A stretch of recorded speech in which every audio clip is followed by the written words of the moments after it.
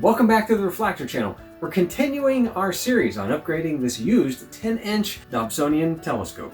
There's a lot of debate about what the best color you should use to paint the outside of your telescope, but I think everybody agrees that the best color for the inside is a non-reflective matte black paint. Now with that said, a lot of telescope manufacturers actually use a dark gray paint. Don't quite understand why they do that, and some of them even leave the focuser tube as a bright, shiny silver object. Now, in theory, we could paint the inside of the telescope with this Rust-Oleum camouflage matte black paint. This is one of my favorite ones to use for the telescope work. You can pick these up at Walmart for about $6 a can. But instead, we're going to be using a new material that I've heard all about, and it's supposed to be even better than black paint. That's right. In this video, we're going to We're going to it real good. And I don't know why I'm getting beeped when I say f***ing. It's just F-L-O-C-K.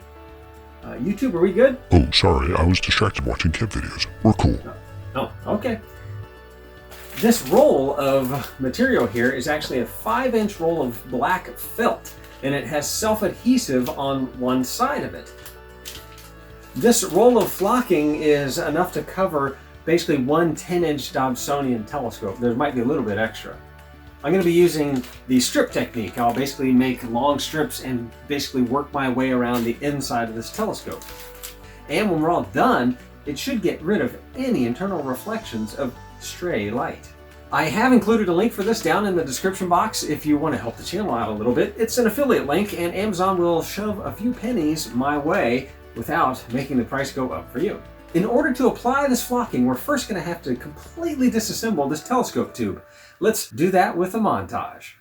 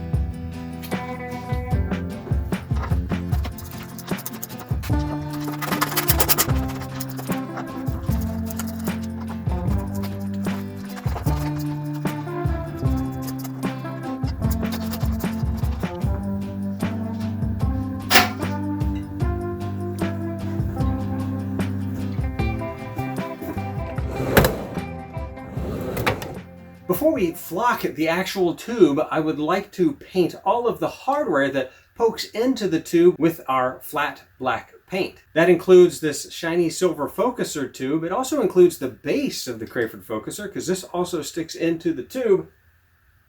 It includes the bolt heads, the nuts, everything that everything that goes into the tube, including all the shiny metallic surfaces that are on the mirror cell. That includes these little tie-down clips, the top of the screws, and this outer rim here. I'm going to paint this all flat black.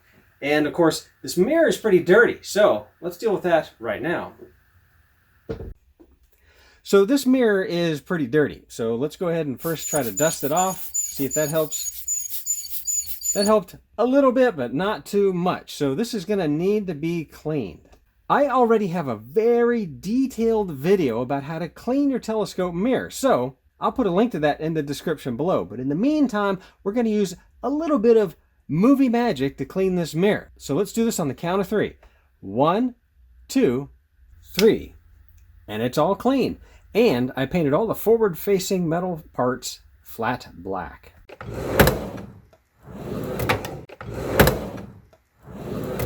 This is actually the whole Crayford focuser. I removed the whole thing so that I could clean it up. It's really covered in dust from wherever this was stored.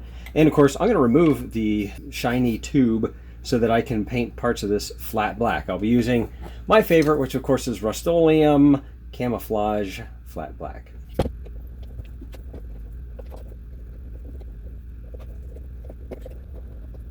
Now, if you've never seen how a Crayford focuser works, I have a whole video dedicated to the history of the Crayford focuser and how it works. It's pretty neat.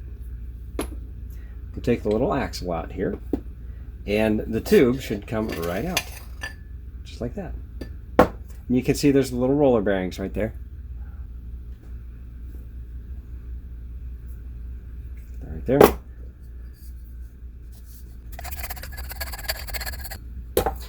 Okay, so this is the tube. It's already flat black on the inside, although it's showing that something is rubbed on there. It's hard to see. I don't know if you can see it, but it's showing that there's some rubbing in there, so it's not...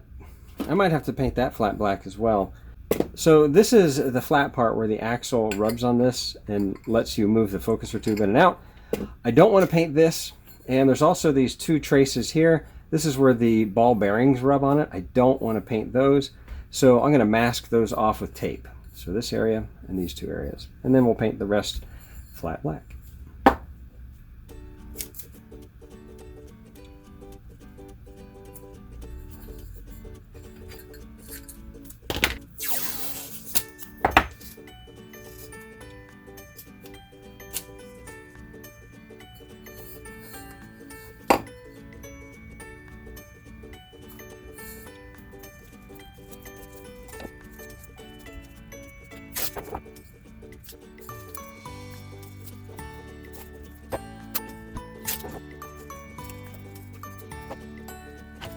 All right, so there's that.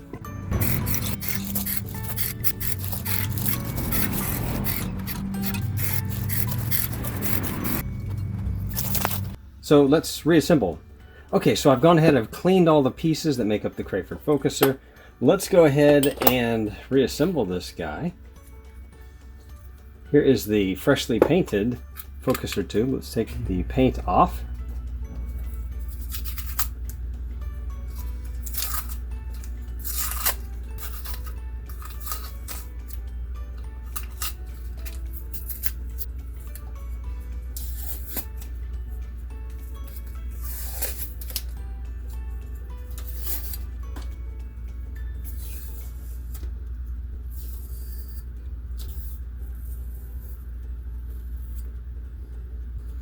Okay, so let's screw this back in. I think this is a metric 52mm thread. If you need to get a replacement for these for an Orion Crayford focuser, you will likely have to buy it from Skywatcher. I have bought this replacement part from Skywatcher for an Orion Crayford focuser. Go figure. Okay, so let's go ahead and put this back in very carefully. Here's the two bearing runs. There's a bearing there and a bearing there.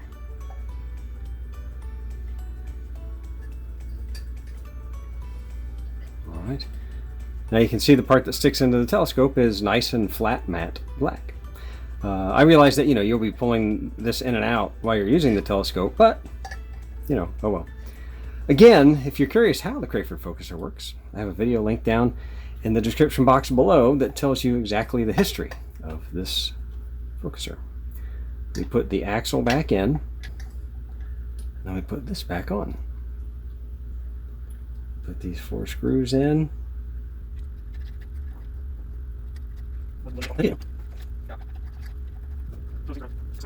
Alright, so this is a little bit loose, so I'm going to tighten the little tightening screw here.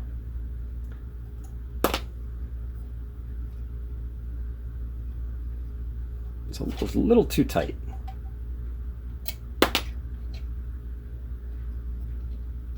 That might be perfect. And there we go. Look at that. It's exactly what we want. After prepping the metal surfaces to receive paint, I ended up painting everything that protrudes into the tube flat black. Now we're ready to flock. So here's the tube. I've prepared it and it's ready to be flocked. I've cleaned the outside. I've actually hammered out a couple of just tiny little dents. It didn't really have much in the way of dents. And I've rubbed the entire inside down with rubbing alcohol to basically clean up any dirt or residue or anything that might be left over that might make the flocking not stick. So I think it's time to go ahead and apply the flocking. Let's go ahead and open this roll. We'll cut the first strip.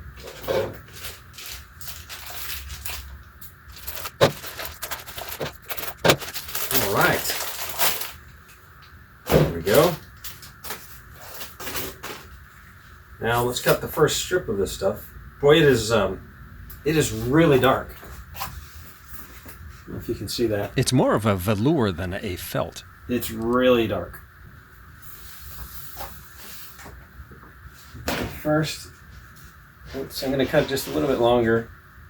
Right here.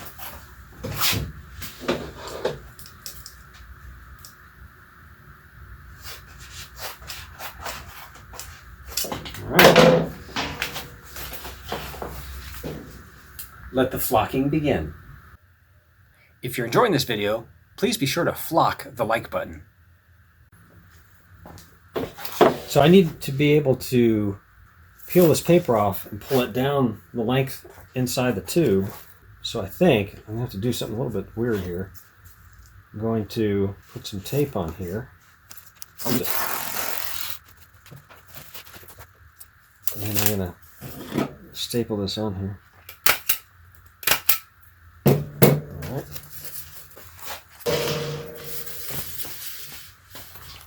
All right, so I'll attach the first little bit of this.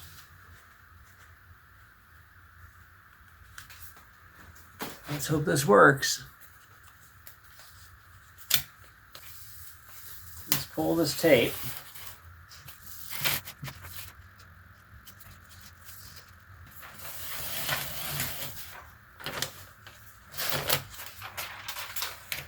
Right, it needs to be rolled a little bit. Oh, that's not good. Well, it didn't aim very well. All right, strip one is done. Let's try another one. All right, so I learned that for some reason this fabric is one directional. It actually reflects more light looking one direction than the other. So I removed that internal strip and I reapplied it. I hope it stays down. I'll have to keep checking on it. But when you're applying the flocking, test looking at it in the two different directions and see which one is the darkest. You want the mirror, imagine you're the mirror. You want it to see the darkest view, right? Because you're trying to eliminate all the stray reflections. So that's one tip, and now I've learned. Let's apply the second. This time, instead of using tape as a pull tab, I'm using a piece of rope. Let's see if I can butt these up against each other.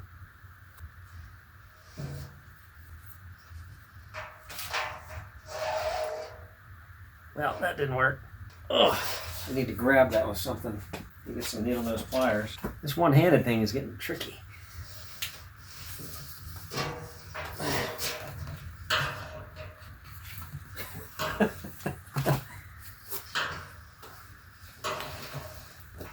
Ugh. Okay, hang on.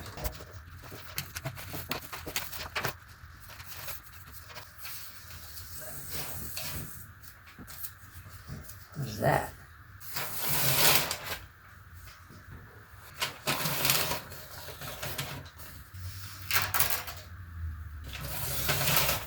I just fallen. Uh-oh, my stabilization block slipped out. And now the paper has torn. Oh.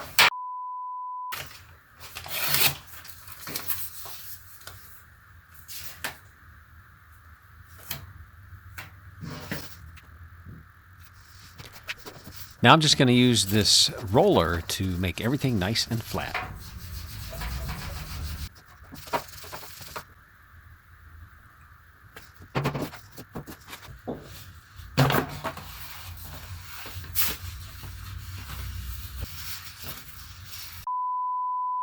Okay.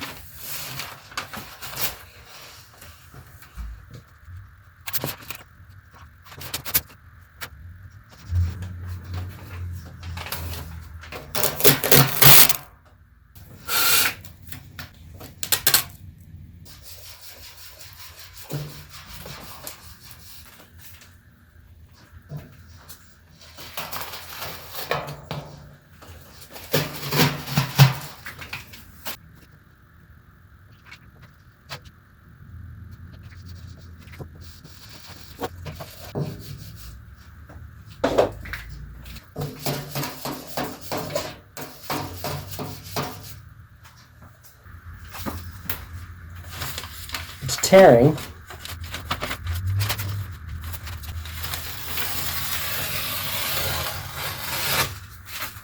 That's not good. My bifocals are making this a little bit trickier than it needs to be. This one turned out okay.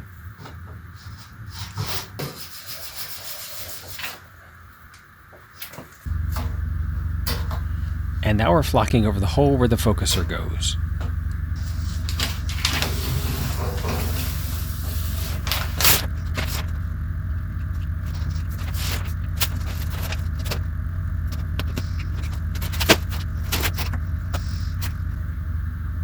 It's not too bad.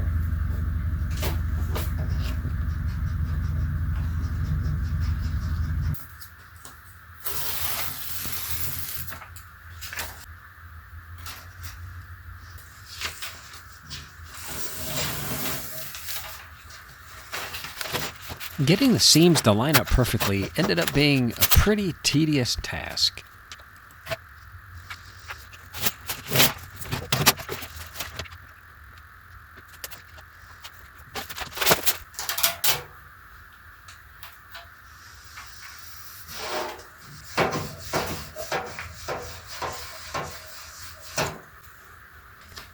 It's so close to being done that I was starting to get pretty excited to be done with these last few strips.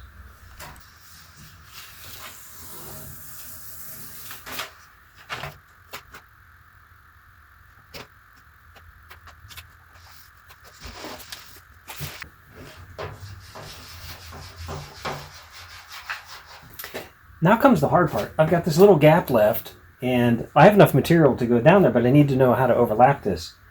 Should I put it right in the middle? Because there's a seam here.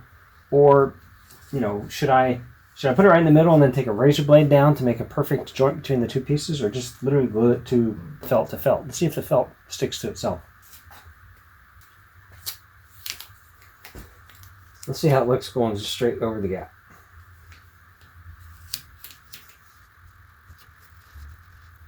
Does it stick to itself? Actually, it does stick to itself. Uh-oh. It does stick to itself pretty good. I'm going to go ahead and do that. I'll keep an eye on it. Here goes the last piece.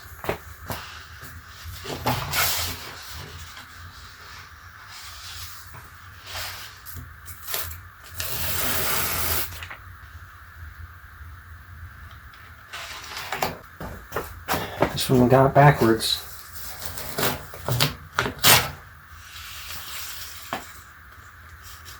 It's frustrating stuff.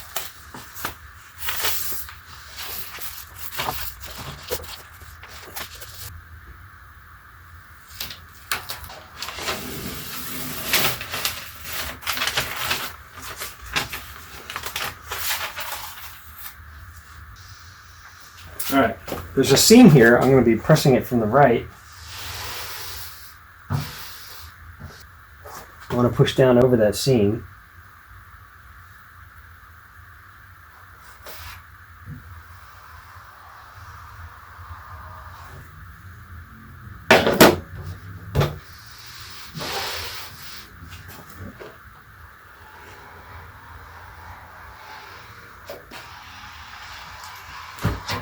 Now, let's cut the holes out of the side.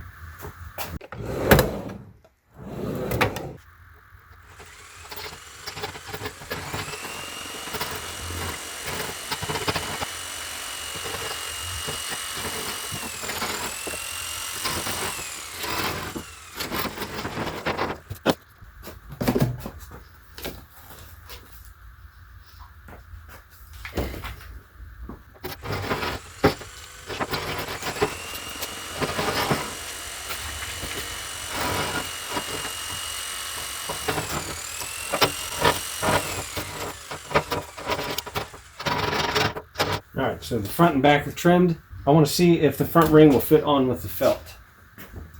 I suspect the answer is no. Here's the seal.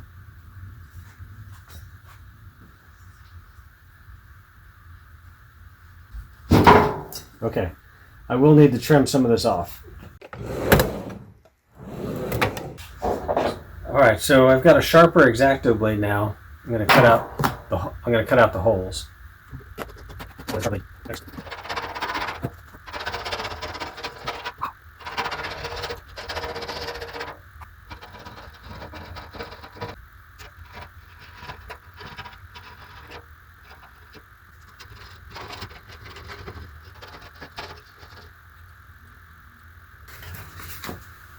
For the little holes, I used a trick where I would put a block of foam inside and press up against the hole, and then I would use the X-Acto knife to cut from the top. This gave it some pressure so it didn't push away from the inside of the tube. This worked really well. I ended up using this on all of the holes. I'm going to skip that part of the video.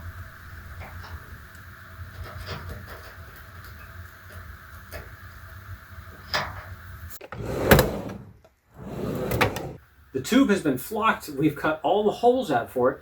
Now I need to trim the flocking from each of the ends to make room for this. I tried to fit this in with the flocking in there, but there's just not enough room. It's too tight. So I need to cut about 0.8 of an inch around the edge. I'm going to use... For those of you that are machinists, please forgive me. I'm going to use dial calipers to leave a mark, and then I'll X-Acto blade the cut. So let me show you. The dial calipers are set to 0.8 of an inch.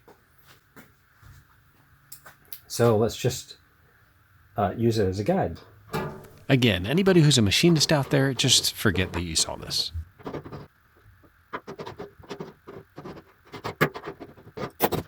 All right.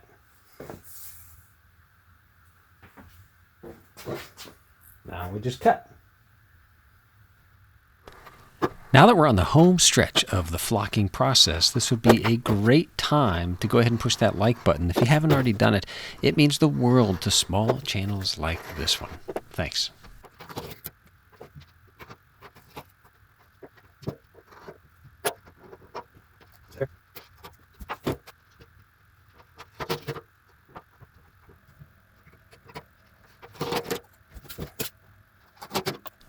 I do the exact same trim to the other end, but unfortunately I forgot to push the record button.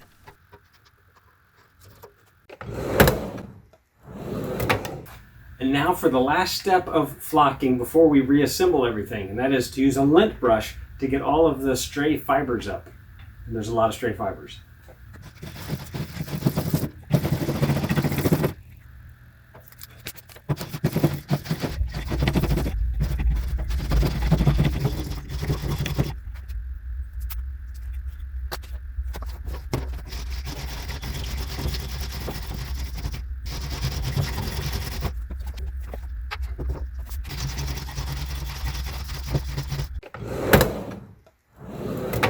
All right, so the flocking is done. We've cut all the holes out. We've gone over it with a lint brush. It's time to start reassembling it. I'm going to start with the top and work my way down.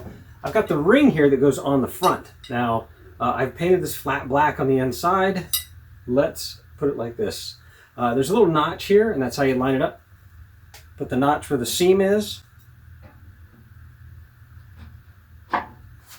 And pretty close. I got to move it a little bit. There are 6 screws that go back in here. As you can see, the inside of this is painted flat black. In theory, I could put flocking there. But then I wouldn't be able to put the dust cover on because the dust cover is a pretty tight fit. So unfortunately, I'm just going to have to go with the flat black. And it's pretty good. It's better than it was. As you can see, this front part is pretty shiny. So once you go ahead and you get all these screws in far enough, then we will tighten them. Doesn't have to be too tight, but you want to make sure it doesn't come undone. And don't strip the threads. Although I do have a video for that, if you strip the threads. These are 4mm bolts. If you strip it, you can go to a 5mm bolt. Just get yourself a 5mm Tap. off of Amazon or Harbor Freight. So the ring is done. Let's move on to the focuser. As you can see, it's completely painted flat black from the tube and anything that is poking into the tube itself. So let's put one in there to get it locked in. I'm being careful not to over tighten the nuts because that will mess up the flocking material.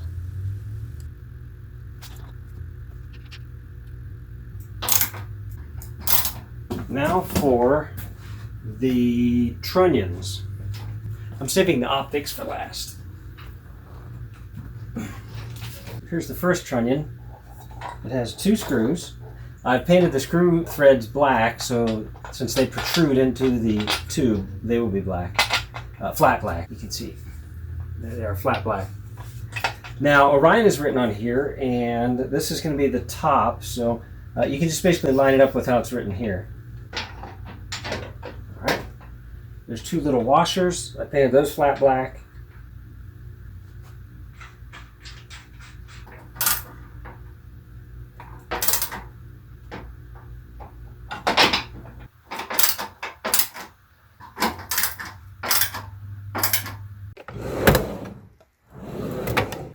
The viewfinder dovetail block goes right here, and I have this little plate that goes on the inside, and it's been flocked. So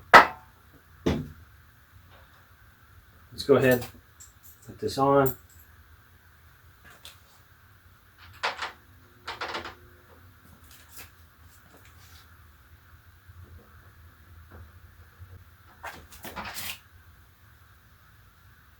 With everything black, it's so hard to see. Oh, there we go.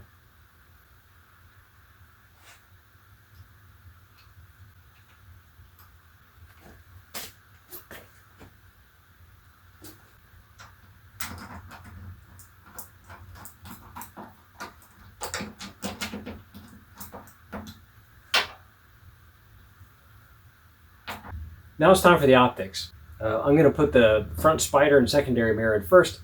That will limit the number of chances I have of dropping things on the primary mirror. So let's do that first. All right, let's go ahead and put the spider and the secondary mirror in. This guy. I cleaned this as well. The chrome nuts, I actually painted those flat black on the inside too. Anything that was in the path of light.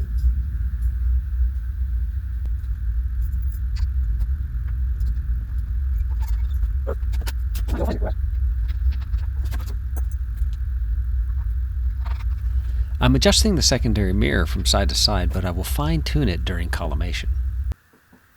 Okay, now we're going to put the primary mirror on.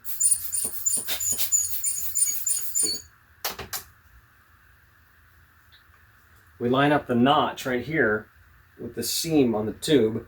And of course, ahead of time I put some tape. So the tape will help us as well.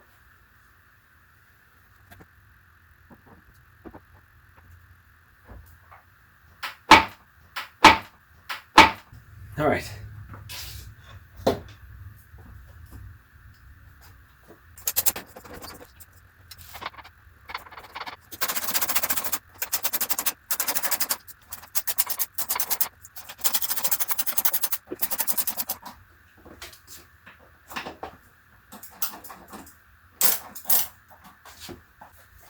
All right, let's put it on the base.